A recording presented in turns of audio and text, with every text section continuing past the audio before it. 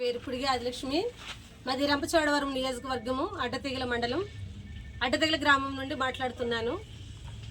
YSRCP MLA అయినటువంటి ధనలక్ష్మి గారు గౌరవనీయులు మా రంపచోడవరం నియోజకవర్గం శాసనసభ్యురాలైనటువంటి శ్రీమతి మిరియాల శిరీషాదేవి గారి మీద ఆమె చేసినటువంటి అసత్య ఆరోపణల నిమిత్తమే ఈ సమావేశం పెట్టడం జరిగింది.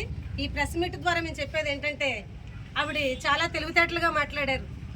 ఒక ఎమ్మెల్యే ఎంతైతే కరప్షన్ చేయగలదో అంతగా చేస్తున్నారని అంటే ఆమెకు అనుభవమేమో అని మేము అనుకుంటా ఉన్నాం. మా కూటమి అంతా కూడా, మా కూటమి కుటుంబ సభ్యులందరం కూడా మేము అనేది ఏంటంటే, ఆమె మా గౌరవనీయురాలు శ్రీమతి మిరియాల శిరీషాదేవి గారు ఆమె రంపచోడవరం నియోజకవర్గానికి ఒక ప్రథమ పౌరాలైనటువంటి ఆమెను ఏకవచనంతో మాట్లాడుతూ ఉంది. ఆమె ఒక చదువుకున్నటువంటి యువతి, అలాగే ఒక ఉద్యోగం చేసినటువంటి మహిళ, తోటి మహిళ పట్ల ఆమె ఈ రీతిగా మాట్లాడడం అనేది అది ఎంత మాత్రం గౌరవప్రదం కాదని మేము హెచ్చరిస్తూ ఉన్నాం. మా ఎమ్మెల్యే గారు ఎన్నో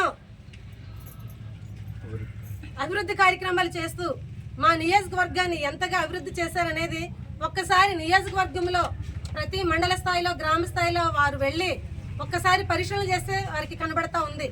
ఎందుకంటే ఆమె సొంత కారుని అంబులెన్స్గా మార్చినటువంటి గొప్ప ఘనత మా ఎమ్మెల్యే గారిది.